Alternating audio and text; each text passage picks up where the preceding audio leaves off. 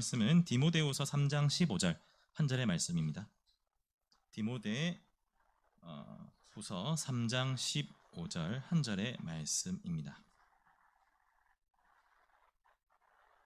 제가 가진 성경 신약 성경 345페이지에 있습니다. 디모데후서 3장 15절의 말씀을 다 같이 큰 소리로 읽겠습니다. 시작. 또 어려서부터 성경을 알았나니 성경은 능히 너로 하여금 그리스도 예수 안에 있는 믿음으로 말미암아 구원에 이르는 지혜가 있게 하느니라. 다시 한번 하겠습니다. 또 어려서부터는 성경을 알았나니 성경은 능히 너로 하여금 그리스도 예수 안에 있는 믿음으로 말미암아 구원에 이르는 지혜가 있게 하느니라. 아멘. 저희 모교회에서 지금은 이제 돌아가신 그 원로 장로님이 한 분 계시는데, 그분이 이제 유명한 게 살아생전 이제 장로를 하면서 그 성경을 읽으신 게 200독을 하셨더라고요. 성경을 장로를 이제 늦게 하셔가지고 짧게 하신 걸로 제가 알고 있는데 200독을 하셨다 해서 그거를 자랑스럽게 항상 말씀하고 다니신 분입니다. 제가 이렇게 말한다고 장로님들한테 부담을 드리는 건 아닙니다. 예. 부담을 드리는 건 절대 아닙니다. 제가 이 말하고 고개를 들었는데 갑자기 여기서 따가운 시선이 탁 이쪽에서 들어지는데 장로님들 분이 저를 이렇게 딱 쳐다보는데 부담 드리는 거 아닙니다. 절대 아닙니다. 네, 이 얘기를 괜히 했네요. 어쨌든 그런 분이 계셨는데요. 보면 꼭 200도까지는 아니더라도 저희도 뭐 그렇게 성경을 계속 읽죠. 주일에도 읽고, 또 갑자기 어느 날 남편이라고 싸워가지고 저 인간이 내한테 칼에 꽂히는 말을 했네 하면서 성경을 펼칩니다.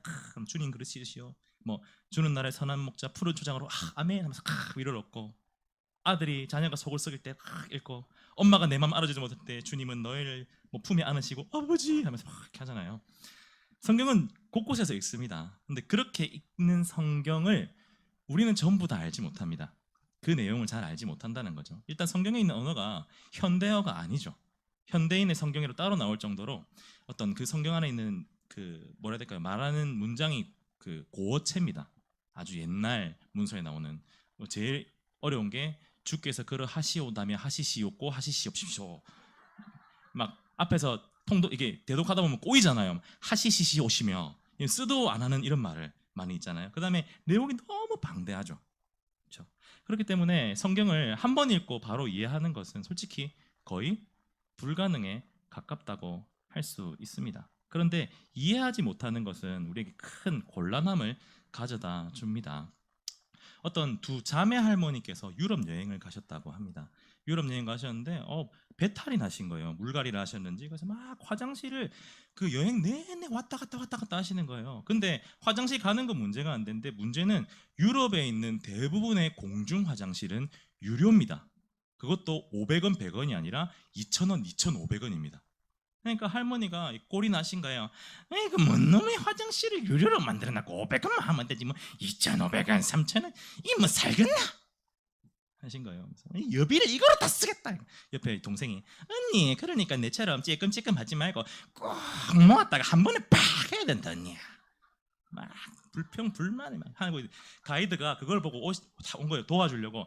할머니 그렇게 화장실이 급하시다면 다음 일정 로마에 가시면 한번 가게 안에 들어가서 화장실 쓰고 싶다고 말씀하세요. 사람 사는데 다 똑같아서 아마 다 열어줄 겁니다. 로마 말로 소변은 피피, 큰 거는 까까입니다. 그래서 앞을 잡고 피피 피피 하면 소변을 좀 보게 해주세요고, 뒤를 잡고 까까 까까 하면 큰 거를 보게 해주세요예요.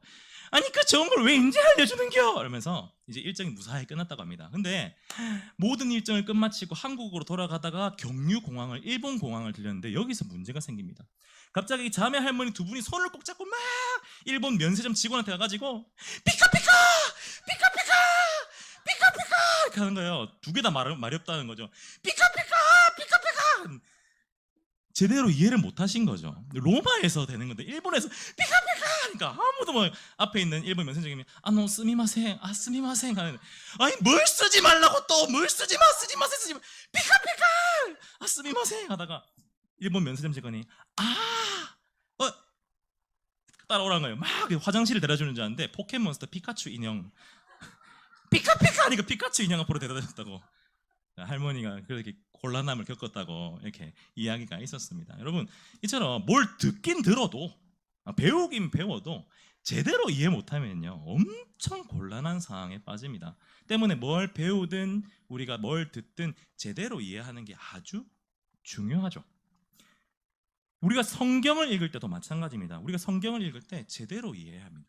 그리고 제대로 그 가르침을 우리에게 체화시켜야 되는 거죠. 그렇지 않으면 우리의 삶은 하나님의 말씀대로 살아갈 수가 없습니다. 하지만 인간의 힘으로는 그것은 불가능합니다. 어느 정도까지는 가능하겠지만 완전히 우리의 삶에 체화시키기는 절대 불가능합니다. 그렇기 때문에 우리를 도와줄 존재가 필요합니다. 오늘 우리가 함께 살펴볼 웨스트민스터 소규리 문답 23문과 24문은요 이 하나님의 말씀을 우리가 온전히 이해하고 받아들이기 위해서 우리를 돕는 한 분에 대해서 이야기하고 있습니다. 그분은 바로 예수 그리스도이십니다. 23문을 먼저 한번 읽어볼까요? 제가 묻겠습니다. 물으면 여러분들이 답을 읽어주시면 됩니다. 묻겠습니다. 그리스도께서 우리 구속자로서 무슨 직분을 행하시나요?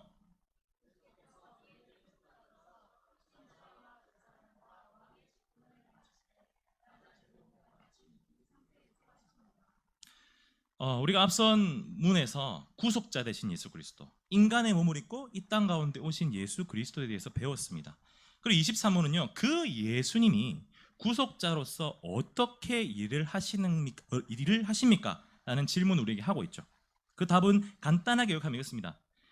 선지자, 제사장, 왕의 삼중 직분을 수행하시고 낮아지시고 높아지시는 두 가지 상태의 방식으로 하십니다. 무슨 말인지 잘 모르겠죠. 맞죠? 세세하게 살펴봐야 되는데 이 내용을 오늘 하루 만에 다 하려면 밤을 새야 합니다. 그렇게 하기를 원하는 사람은 여기 아무도 없을 겁니다. 그러니까 제가 몇 주간의 시간 동안 한번 요거를 하나씩 세세하게 23문, 25문, 26문 통해서 한번 알아보도록 하겠습니다. 그래서 오늘은 선지자에 대해서 한번 알아볼 건데요. 먼저 선지자에 대해서 알아보기 전에 이 삼중직에 대해서 한번 살펴볼 필요가 있습니다. 삼중직이라는 단어가 생소하시잖아요. 삼중직은 여기 나와 있는 대로 선지자, 제사장, 왕의 세 가지 직분을 말합니다. 이 세 가지 직분으로 예수님이 일을 하신다는 거예요. 그런데 우리는 질문을 하나 할 수 있죠. 왜 예수님은 구속자로서 이 세 가지 직분을 수행하셔야 되는가? 왜 이 세 가지로 일을 하시지? 질문이 생길 수 있죠. 그에 대한 답은 딱 하나밖에 없습니다. 인간이 그만큼 지정의가 전적으로 타락했기 때문입니다. 수요 예배 오셨던 분들은 들었던 예화인데요. 어떤 한 자매가 예배 드리기 전에 이제 화장실을 갔다고 합니다. 속을 다 경건하게 비우기 위해서 화장실을 갔는데 이렇게 딱 앉아서 일을 보고 있는데 갑자기 뭐가 후다다닥 하더니 옆칸으로 들어왔다는 거예요. 할머니 한 분이 들어오신 거예요. 근데 할머니가 옆에 들어와가지고 아이고 아버지 이렇게 하시는 거예요. 변비가 오래돼가지고 안 나오시는 거예요. 그러다 막 할머니 옆에서 이제 괜찮으실까 걱정하고 있는데 갑자기 할머니가 뭘 중얼중얼 하시는 거예요. 뭔가 싶어 싹 들어봤더니 할머니가 아버지 내 육신에 오래 묵은 똥으로 인하여 내 육신이 고통에 빠졌나이다. 기도를 하기 시작하신 거죠. 주여 이 육신의 고통은 거두어 가시고 내 몸의 자유와 안식만을 허락하여 주시옵소서. 막 웃기잖아요. 웃긴데 웃을 수가 없잖아요. 역한이니까. 그래서 막 꾹 참았대요. 근데 할머니의 기도가 절정으로 치달합니다. 주여! 그러고 갑자기 뒤에서 퐁당 나온 거죠. 감사합니다 주여! 할렐루야!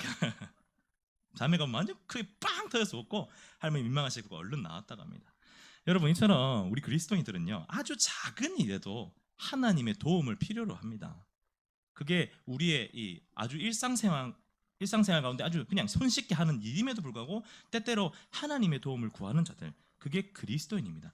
근데 이렇게 작은 일도 하나님의 도움을 구하는데 하물며 우리의 타락, 지정의 이 세 가지의 타락에 대해서 하나님의 도움이 필요한 것은 너무나도 당연할 것입니다.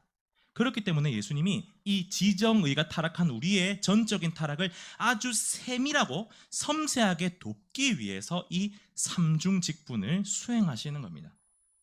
하나님에 대한 아는 지식이 없어진 우리 인간을 위해서 하나님은 하나님의 뜻과 말씀을 우리에게 알려주시는 선지자로서 우리를 도와주십니다. 하나님 앞에 죄를 지었기 때문에 하나님과의 관계가 어그러지고 망가진 우리를 대신해서 그 모든 죄값을 치러주시기 위해 제사장으로서 우리를 위해 수행하십니다. 하나님의 말씀대로 살아야지만 하나님의 말씀대로 선택하고 순종하는 힘을 잃어버린 우리 인간을 대신해서 하나님의 말씀대로 우리를 다스려 주시는 왕의 직무를 수행하십니다. 이처럼 지정의가 전적으로 타락한 우리 인간을 섬세하고 세밀하고 아주 깊숙이 도와주기 위해서 예수님은 선지자, 제사장, 왕의 삼중 직분으로 수행하실 수밖에 없는 것입니다. 바로 그것이 예수 그리스도의 삼중직이며 이것이 23문이 우리에게 말해주고 있는 것입니다. 그런데 이런 질문을 할 수 있습니다. 아니 그러면 성경에 보면은 선지자도 많고 제사장도 많고 왕도 많이 나오는데 그럼 예수님은 그냥 그렇게 많은 사람들 중에 한 명인 건가요? 아니면 이 사람들이 먼저 있었고 예수님이 뒤에 태어난 걸 보니까 이 사람들이 했던 것을 예수님이 그냥 그대로 따라 하신 겁니까?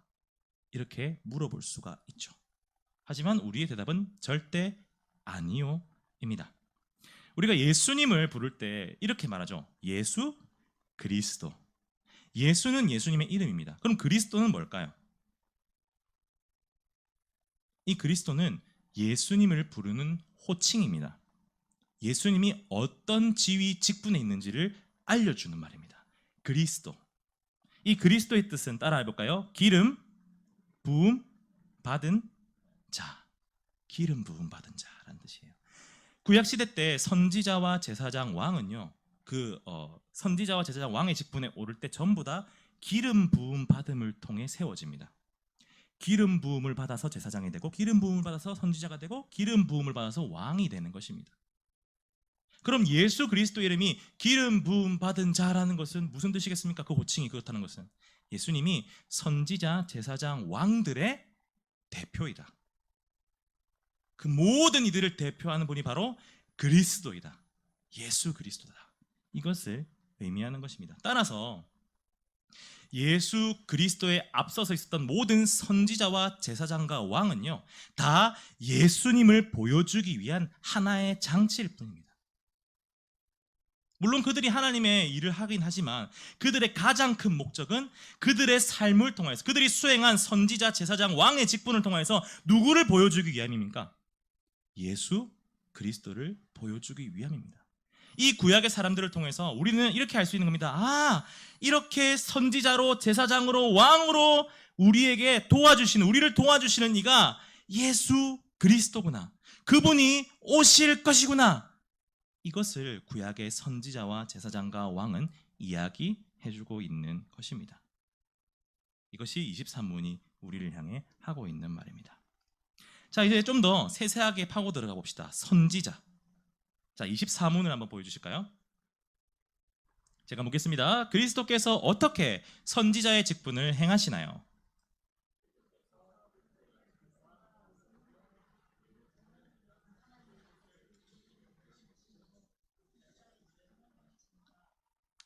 자, 저기서 우리가 집중해야 되는 것은 선지자라는 단어입니다. 선지자에 대해서 이야기하는 것. 선지자는 어떤 사람인가요?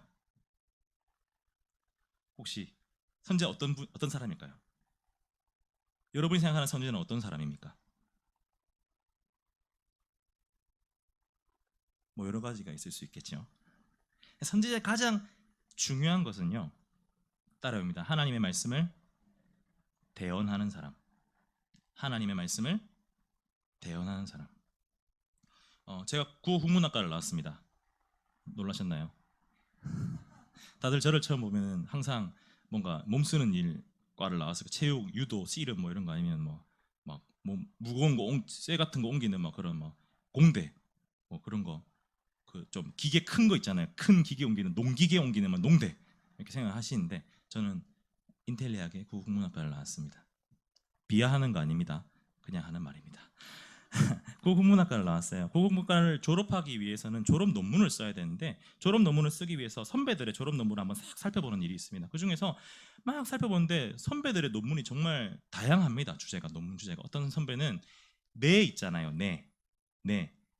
뇌에 관한 의문론적 접근으로 살아본 뇌의 64가지 사용 방법. 그러니까 뇌가 64가지 사용 방법이 있다는 거예요. 뇌, 의문, 뇌, 긍정, 뇌, 비꼼 뭐 이렇게 해가지고 64가지 했는데 너무 이상한 거 많은 거예요. 그 중에서 제 눈을 집중시키고 이목을 끄는 주제가 있습니다. 그게 뭐냐면 경상도 방언의 특징으로 본 가의 숫자에 따른 의미 변화 보고서. 이게 있는 무슨 말이냐면 가의 숫자에 따라서 경상도는 얼마든지 의미가 여러 가지로 분화될 수 있다. 뭐 대충 이런 주제인데요. 그 이제 대표적인 내용이 이거예요. 자, 가 하면은 뭐죠? 가 그의 이거잖아요. 가가 하면 그애가 하면 가가 그애가 가가 그애가 그애였나? 가가 가시였나? 뭐 이런 거 있잖아요. 이런 거예요. 이런 거. 가의 숫자에 따라서. 근데 옆에 이제 서울 토박이 출신 애가 봤는데 무슨 말인지 도저히 모르겠다는 거예요. 그래서 제가 옆에서 그 애가 뭐 이렇게 하면서 설명을 쫙 이제 그주세요. 아, 그런 말이었어? 하면서 알아듣는 거예요. 여러분, 이처럼 이해하지 못하고 뭔가 익숙하지 않은 것을 들을 때는 옆에서 해석해주는 사람, 통역해주는 사람, 이해시켜주는 사람이 필요해요. 잘 알고 있는 사람이 필요하다는 거죠. 선지자가 바로 그런 사람입니다. 인간은 타락했기 때문에 하나님의 말씀을, 하나님의 뜻을 알 수가 없어요. 아는 그 기능을 상실했어요. 그러니까 하나님이 선지자를 세워서 그 선지자에게 하나님의 말씀을 넣어주십니다. 그리고 선지자로 하여금 인간에게 하나님의 말씀과 뜻을 전달해 주십니다. 해석하게 해주십니다. 이렇게 하나님의 말씀을 전하는 자, 그가 바로 하나님의 뜻을 알려주는 자, 백성에게 깨닫게 하는 자가 선지자입니다. 이것을 기억하셔야 됩니다. 자, 예수님이 바로 이런 선지자래요. 너무나도 당연한 말입니다. 예수님의 일생을 살펴보면 너무나도 당연한 말입니다. 우리 요한복음 6장 38절 한번 보실까요? 다 같이 읽겠습니다. 시작. 내가 하늘에서 내려온 것은 내 뜻을 행하려 함이 아니요 나를 보내신 이의 뜻을 행하려 함이니라. 한 개 더 보겠습니다. 누가복음 22장 42절입니다. 누가복음 22장 42절입니다. 시작. 이르시되 아버지여 만일 아버지의 뜻이거든 이 잔을 내게서 옮기시옵소서. 그러나 내 원대로 마시옵고 아버지의 원대로 되기를 원하나이다 하시니.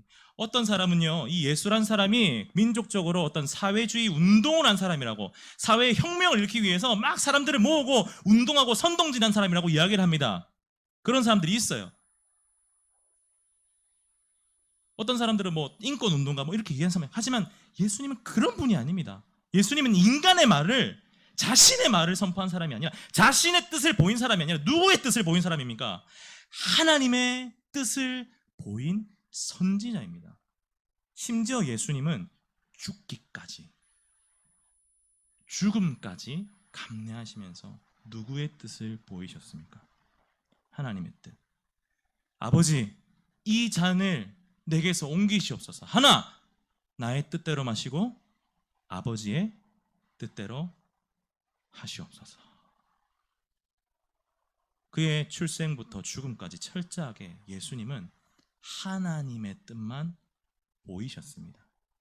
그런 그분을 우리는 당연히 선지자라고 불러야 하는 것이겠죠. 그래서 예수님이 우리의 선지자가 되시는 겁니다. 자, 23절을 한 번 더 보시겠습니다. 그렇게 선지자로서 이 땅 가운데 우리 그 선지자분을 수행하신 예수님께서 선지자로서 어떠한 하나님의 뜻을 이야기한다라고 23절은 말하고 있습니까? 그리스도께서 그리스도의 말씀과 성령으로 우리 구원을 위한 하나님의 뜻을 우리에게 드러내심으로. 선지자로서 예수님이 우리에게 가르쳐 주시는 하나님의 뜻은 이것입니다. 우리 구원을 위한 하나님의 뜻. 구원으로 가는 길을 우리에게 보여주시는 겁니다. 어떤 사람들은 이렇게 얘기합니다. 누군가 나에게 부귀와 영화로 가는 길을 알려줬으면 좋겠다. 누군가 나에게 승리하는 길을 알려줬으면 좋겠다. 그런 사람이면 내가 믿고 따를 텐데, 그런 사람이라면 내가 내 삶을 전부 걸 텐데. 하지만 여러분, 예수님은 우리의 선지자로서 부귀와 영화로 가는 길을 가르쳐주지 않으십니다. 다만 예수님은 오직 한 길, 구원으로 가는 길을 우리에게 알려주는 선지자이십니다. 다른 무엇보다 그것을 오직 예수님만이 알려주실 수 있는 것, 구원으로 가는 길을 우리에게 알려주는 선지자, 그분이 바로 예수 그리스도이십니다. 구약시대 때 우리는 예수님이 전면에 드러나지 않는다고 생각합니다. 물론 전면에 드러나지 않으시죠. 하지만 우리가 앞에서 배웠던 삼위일체의 교리에 따라 성부 하나님이 계신 곳에 성자 예수님도 구약시대 때 이미 함께 하셨습니다. 그 성부 하나님이 이 인간 선지자들에게 말씀을 넣어주실 때 예수님도 함께 하셨다는 거예요. 그 인간 선지자에게 넣어준 예수님의 그 선지자의 말씀이 뭡니까? 이제 곧 메시아가 올 것인데 그를 통해서 너희가 구원을 받을 것이다. 예수님이 이 땅 가운데 육신을 입고 오셨을 때 예수님이 증거한 하나님의 뜻이 무엇입니까? 내가 곧 길이요 진리요 생명이니 나로 말미암지 않고서는 아버지께로 올 자가 아무도 없느니라. 그리고 예수님이 죽음을 이기고 부활 승천하신 이유, 성령을 우리에게 보내십니다. 그리고 그 성령을 보내신 우리에게 명령하시는 것이 무엇입니까? 복음을 전하라. 그 복음의 내용은 예수 그리스도를 믿으면 너와 내 집이 무엇을 얻으리라? 구원을 얻으리라. 여러분, 이처럼 예수님은요, 그 어떠한 선지자도 해내지 못한 과거, 현재, 미래를 아우르는 영원히 그 하나님의 뜻을 전하는 완전한 선지자가 되십니다. 그렇기 때문에 이 예수 그리스도를 우리의 완전히 영원한 선지자라고 부르는 것입니다. 이 사실을 믿기를 간절히 소원합니다. 자, 그렇다면 이 예수님께서 그렇게 구원의 뜻을 우리에게 전해주신다라고 했는데 어떤 방법으로 전해주실까요? 23절을 한번 마지막으로 보겠습니다. 제가 묻기는 게 아니고 다 같이 답을 한번 읽어주시겠어요? 시작. 그리스도께서 그리스도의 말씀과 성령으로, 다시 한번 듣겠습니다. 그리스도께서 그리스도의 말씀과 성령으로. 무엇과 무엇으로? 말씀과 성령으로. 여러분, 구약시대 선지자들은 꿈과 환상 등 다양한 방법으로 하나님의 말씀을 보여주십니다. 그죠? 하지만 우리의 완전한 선지자 되신 예수님께서 선지자로서 아주 그냥 완전히 결정을 내시고 나서 그 이후에 우리에게 하나님의 뜻을 보여주는 유일한 통로는 무엇이 됩니까? 이 하나님의 말씀이 정리된 성경입니다. 이 하나님의 말씀을 통해서 하나님은 우리에게 하나님의 뜻을 보이십니다. 왜요? 예수님이 이 말씀을 통해서 우리에게 하나님의 뜻을 알려주시는 선지자이기 때문입니다. 그렇기 때문에 무릇 성도라고 하면 이 성경 말씀을 읽고 듣고 공부하고 나누기를 힘써야 하는 것입니다. 왜요? 이 땅 가운데 인간이 하나님의 뜻을 알 수 있는 방법이 있습니까? 없습니다. 우리가 하나님의 뜻대로 살기 위해서, 하나님의 뜻을 알기 위해서는 선지자 되신 예수 그리스도를 통해서만 알 수 있는데 그 선지자 되신 예수 그리스도가 무엇으로 우리에게 하나님의 뜻을 알려주신다고 합니까? 하나님의 말씀, 이 성경을 통해서 알려주신다는 겁니다. 때문에 우리가 성경을 읽고 또 설교 시간에 성경 말씀을 듣고 또 성경 공부를 통해 배우고 익히는 것입니다. 이것을 기억하기 소원합니다. 그럼 이렇게 물어보시는 분이 있을 수도 있습니다. 아니 그럼 강사님 성경 많이 읽으면 되는 건가요?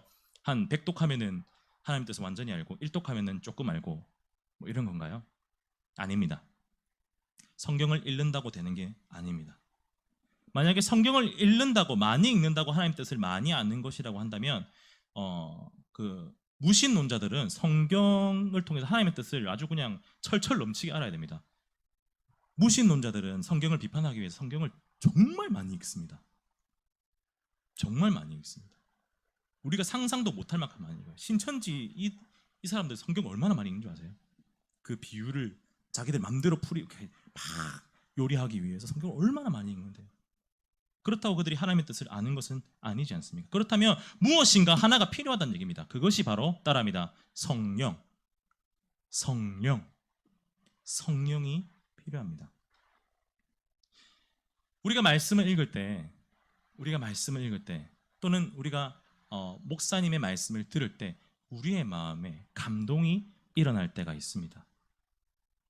내가 처음에 이 말씀을 잘 모르는데 어느 순간 설교를 듣다 또 혼자서 묵상을 하다 갑자기 내 마음에 깨달아지는 것들이 있습니다. 내 마음에 감동이 일어나는 것들이 있습니다. 갑자기 그 목사님의 말씀이 내 삶에 팍팍팍 꽂힐 때가 있습니다. 바로 그러한 때가 성령이 우리 가운데 역사하시는 때입니다. 성령이 우리에게 말씀의 의미를 깨달아 알게 하시는 것이죠. 이러한 것을 신학자들은 이렇게 얘기합니다. 따라해볼까요? 성령의 조명. 그 조명을 비춰주신다는 거예요. 말씀에 성령의 조명. 자, 여러분, 그렇다면 이 선지자 되신 예수 그리스도께서 어떻게 우리에게 하나님의 뜻을 알려주십니까? 라고 물으면 우리가 어떻게 대답해야 됩니까? 성령을 통하여서 이 말씀을 가운데 역사하시는 성령을 통해 우리에게 하나님의 뜻을 알려주십니다 라고 대답을 해야 하는 것입니다. 이것이 24문이 우리에게 말하고 있는 바입니다. 자, 여러분 이제 고개를 드실까요? 오늘 다들 좀 피곤하신가 보네요. 말씀을 정리하겠습니다. 이 23문과 24문은 이렇게 우리에게 선지자 되신 예수 그리스도에 대해서 말씀해 주시고요. 선지자 되신 예수 그리스도가 어떠한 방법으로 우리에게 하나님의 뜻을 알려주는 선지자인지도 알려주고 있습니다. 이것을 우리의 삶 가운데 어떻게 적용할 수 있을까요? 세 가지 정도로 적용할 수가 있습니다. 첫 번째, 이것을 아는 우리는 이제 선지자 되신 예수님이 전하는 이 말씀에 있어서 태도가 달라져야 합니다. 매주 앞에서 목사님이 전하시는 그 말은 목사님 개인의 말이 아닙니다. 목사님을 세우신 하나님의 말씀입니다. 말씀을 통하여서 하나님의 뜻을 알려주시는 그 예수 그리스도께서 목사님을 통해서 우리에게 하나님의 뜻과 말씀을 알려주시는 것입니다. 그러니 우리는 당연히 예배 가운데 나오는 마음이 어떠해야겠습니까? 그냥 한 사람이 좋은 말씀 해주네, 아이고 저 사람 웃긴 말 하네가 아니라 나는 지금 하나님이 나에게 해주시는 그 말씀을 듣고 있구나, 그러한 태도로 말씀 가운데 나와야 하는 것입니다. 선지자 되신 예수 그리스도를 믿는다면 우리는 그렇게 말씀 앞으로 나와야 할 것입니다. 두 번째, 우리는 성경 말씀을 읽고 또 설교 말씀을 듣기 전에 성령을 향하여 기도해야 합니다. 성령의 조명하심이 없이는 우리는 하나님의 뜻을 알 수가 없습니다. 왜냐하면 예수님, 우리의 선지자 되신 예수님이 성령을 통해 우리에게 성경의 의미를 깨닫게 하시기 때문입니다. 그럼 우리는 기도를 해야 하는 거죠. 이 시간 한번 저를 따라서 기도해 보시겠습니다. 사랑하는 하나님, 자, 다시 한번 고개 들고 저를 따라서 기도해 봅시다. 사랑하는 하나님, 이제 우리가 말씀을 받을 것입니다. 이 말씀 속에서 성령 하나님이 역사하시어서 하나님이 나에게 하시고자 하는 말을 깨닫게 하여 주시옵소서. 그리고 또 하나, 하나님이 세우신 목사님에게 성령 하나님의 임재를 허락하여 주시옵소서. 우리는 말씀을 받을 때 먼저 그 예배 자리에 앉아서 이렇게 기도해야 합니다. 그 성령의 도움 없이, 조명하심 없이 우리는 하나님의 뜻을 깨달을 수가 없기 때문입니다. 선지자 되신 예수님이 그렇게 역사하시기 때문에 우리는 한 발 앞서 그렇게 기도하는 백성들이 되어야 합니다. 마지막으로 우리는 우리 구원을 위한 하나님의 뜻을 우리에게 전한 목적이 있음을 깨달아야 합니다. 예수 그리스도께서는 선지자로서 우리에게 하나님의 뜻을 전하시는데 그것은 바로 우리의 구원, 그 복음입니다. 그 복음을 전해서 우리를 구원하는 것이 목적이겠죠. 하지만 이것이 다가 아닙니다. 우리를 통하여 전하신 그 복음의 뜻을 우리로 하여금 다시 세상에 전하게 하기 위함입니다. 그 말씀을 우리에게 이해시키시고 성령을 통해 그 말씀을 실천하게 하신 이유는 또한 우리의 모습을 통하여서 이 세상을 향한, 이 땅의 백성들을 향한 하나님의 구원의 뜻을 전하기 위함입니다. 그렇게 선지자로서 또한 수행하시기 위함입니다. 그러니 우리는 당연히 우리가 들은 이 복음의 진리를 이 세상 가운데, 온 땅 가운데 우리의 일상 속에서 즐겨 전해야 하는 것입니다. 우리 교회 한번 표현을 보실까요? 한번 다 같이 읽어볼까요? 시작.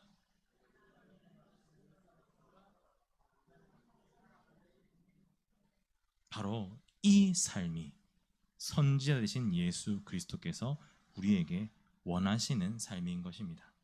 이를 기억함으로 앞으로 우리의 삶 가운데 선지자 되신 예수 그리스도를 인정하고 기억하고 인식하고 살아가는 우리 참좋은교회 모든 성도님들 되기를 간절히 소원합니다.